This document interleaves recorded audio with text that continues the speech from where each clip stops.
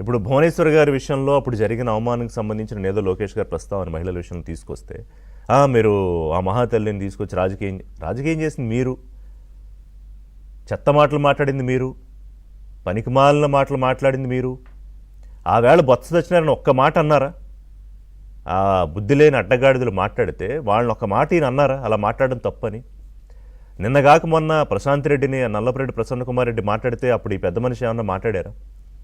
అమరావతి మహిళల్ని వేశ్యలని అన్యాయంగా మాట్లాడితే సారీ అంటే ప్రస్తావించుకోవాలి కాబట్టి చెప్తున్నాం, అప్పుడు ఏమన్నా మాట్లాడారా?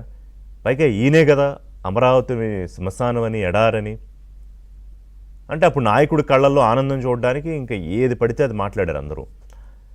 సరే ఇవాళ ఆయనకి ఎల్ఓపి ఉంది, సభలో బలం ఉంది కాబట్టి కనీసం శాసనమండలి కన్నా వస్తున్నారు, సంతోషం. ఏదో పిచ్చి మాటలో మంచి మాటలో మాట్లాడడానికన్నా సభకు వస్తున్నారు. కానీ ఎంత దారుణంగా ఎక్స్పోజ్ అయిపోతున్నారంటే వీళ్ళ చేష్టలు, వీళ్ళ బిహేవియర్ వల్ల. తెలియదు అనుకుంటారా ప్రజలకి? అర్థం వాళ్ళే చూస్తారు, చాలా విజ్ఞతతో ఉన్నారు. ఆ విజ్ఞత చూపించే కదా మిమ్మల్ని అక్కడ కూర్చోబెట్టారు.